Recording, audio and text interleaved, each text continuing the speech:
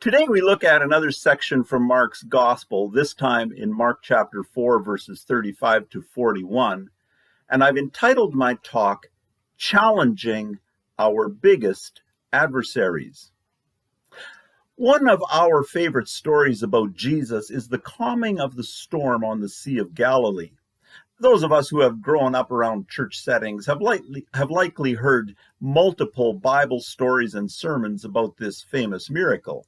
We've heard how the Sea of Galilee, being almost 700 feet below sea level and surrounded by hills, is prone to sudden storms cropping up, accounting for the sudden emergency in this miracle. Even though we know it as a sea, the Sea of Galilee is not particularly large, especially for us in Canada. It's very much the size of our local Amisk Lake, though without all of the small islands and rock reefs. Among the notable features of the story is that it draws attention to the only time that the Bible tells us that Jesus slept.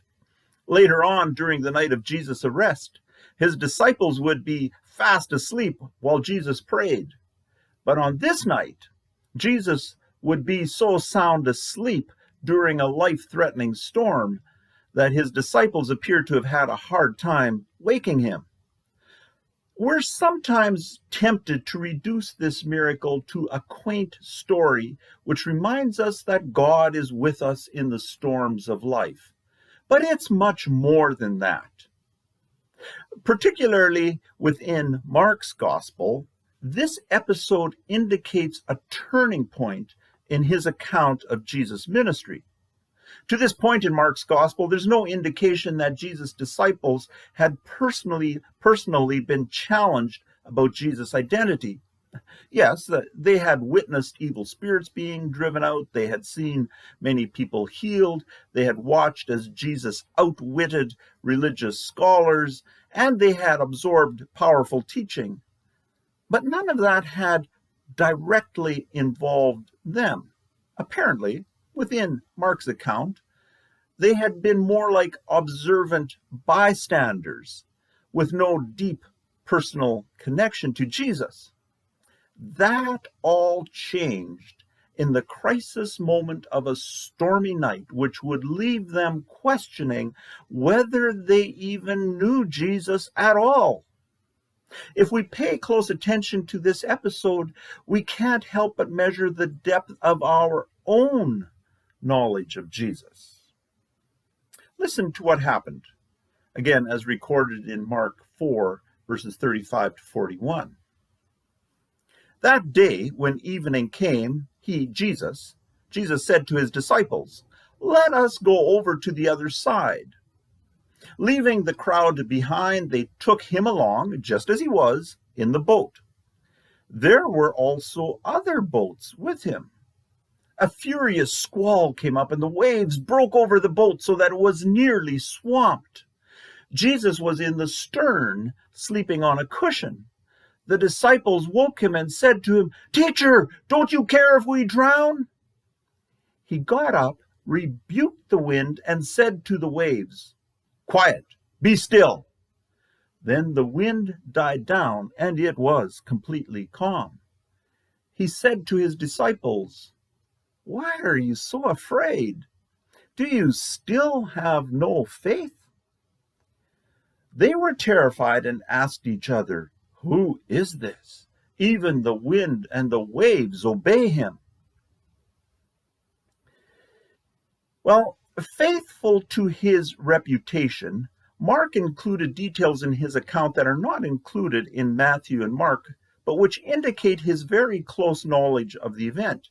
For instance, according to Mark, there was more than one boat, leaving us wondering what became of the other boats. Mark makes us uniquely aware that Jesus managed to make himself comfortable on a cushion in the stern of the boat. How comfortable Jesus could really have made himself on a small boat is doubtful, and the fact that he fell into a deep sleep was more likely reflective of his fatigue than his comfort. Only Mark mentioned that the disciples accused Jesus of callousness when they woke him, saying, "Teacher, don't you care if we drown?" While Matthew and Luke each tell us that Jesus rebuked the waves, Mark included his actual words where he said, "Quiet, be still." To our disappointment, there's no great fanfare in those brief words. There was no abracadabra magical formula in what Jesus said, and I wonder if the disciples initially questioned Jesus' sanity. In all honesty, what would you think of someone if you saw them telling a gale force wind to be quiet, the way an authoritative teacher might address an unruly class? Finally, each of the gospel writers mentioned that Jesus chastised the disciples about their little faith and fear, but only Mark drew attention to Jesus asking a very pointed question. Do you still have no faith? This particular detail lies at the heart of Mark's purpose in sharing this event, and it's a question which penetrates the very being of anyone who claims to have a belief in God. Do we truly have faith, or do we only say we have faith? Taking this a step further, this episode challenges us to ask, can we have faith without encountering a crisis moment in our lives? The sobering observation which Mark invites us to conclude is that merely listening to Jesus' teaching and observing Jesus' miracles wasn't enough for Jesus' disciples to develop genuine faith. If we keep this event in its larger context rather than treating it like a random incident, which is easy enough to do, we see that it was part of a larger purpose. The Sea of Galilee wasn't only a source of fresh water and fishing commerce. It also served as a geographical separation between different cultural groups. That separation is apparent when we look at what Jesus and his disciples encountered immediately after the storm when they arrived at the opposite shore from where they had embarked. They beached their boat in an area which was known as the region of the Gerasenes, and they were met by the unsettling spectacle of a demon-possessed wild man who lived among tombs. If you are familiar with the Bible, you will remember that Jesus cast a legion of demons out of him, who then entered a herd of 2,000 pigs, causing them to run off a cliff to be drowned in the lake. No doubt, it was a shocking experience for all who witnessed it. Apart from the man who was released from the control of the demons, none of the locals were pleased about the loss of the pigs. So, why did Jesus cross the lake only to get caught in a life-threatening storm, then visit the region of the Gerasenes only to stay long enough to cast demons out of a man, and then return back across the lake to where he had previously been? One likely answer is that Jesus saw the need for his disciples to gain a personal connection to his true identity. Rather than only seeing Jesus interact with other people's issues, taking his disciples on their little journey thrust them into situations where they desperately needed Jesus for themselves. And need Jesus they did, as illustrated again by their desperate plea, "Teacher, don't you care if we drown?"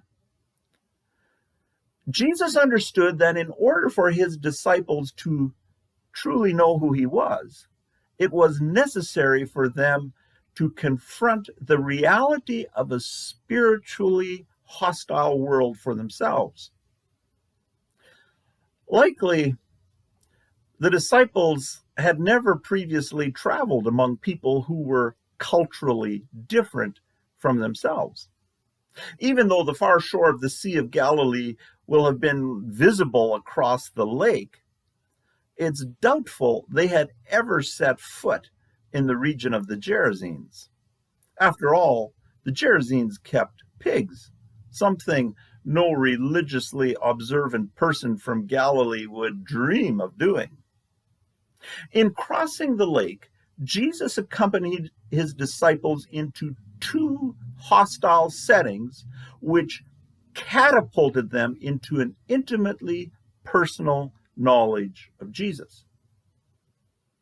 Yes, some of the disciples were career fishermen who will have felt at home on the water, but even they were overwhelmed by the power of the storm. In the literal words of the original language in which Mark wrote, when Jesus rebuked the wind and told it to be quiet, the great storm became a great calm, and the disciples were greatly afraid. Jesus' mastery over the storm on the lake reminds us of the power of God in creation, as described in Genesis chapter 1, verse 2, where it says, "Now the earth was formless and empty, darkness was over the surface of the deep, and the Spirit of God was hovering over the waters." For the first time, the disciples came to know Jesus not just as a miracle worker and teacher, but as one who was more powerful than the most fearful power of nature. Then, when Jesus brought them to the land of the Gerasenes, where he cast enough demons out of a man to destroy a herd of 2,000 pigs, they experienced him as one who was more powerful than the most powerful spiritual enemy. It's the same for us. We can't truly say we know Jesus apart from knowing the power of our adversaries. We really have only two choices when it comes to how we know Jesus. We either know Jesus as more powerful than our most powerful adversary, or we know him as less powerful.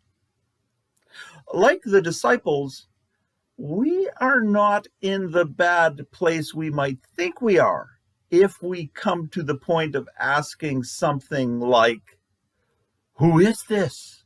Even the wind and the waves obey him." We can't appreciate the greatness of God unless we have first encountered the greatness of our adversaries. The problem for us, as it was for the disciples, is that before we come to know Jesus as more powerful than our most powerful adversary, we will also likely end up questioning God's concern for us, like the disciples did when they asked, "Teacher, don't you care if we drown?" Then, like the disciples, we will also be in a place where we are equipped to discover that God is closer to us when we feel as if we are about to drown than when we feel safe and secure. We should not miss the fact that Jesus rebuked the storm, but did not rebuke the disciples for their lack of faith. Finally, just as was true of the disciples, we don't normally volunteer to engage the most powerful adversaries in life. After all, it's one thing to maintain faith in familiar circumstances, and it's entirely different when those circumstances become hostile. If today you find yourself threatened by powerful adversaries, the account of Jesus calming the storm invites you to embrace a couple of truths. First, there is a God who is more powerful than your most powerful adversary, and absolutely does not want you to drown. Second, if you embrace God as being more powerful than your most powerful adversary, you will gain a more intimate knowledge of God than you will previously have thought possible.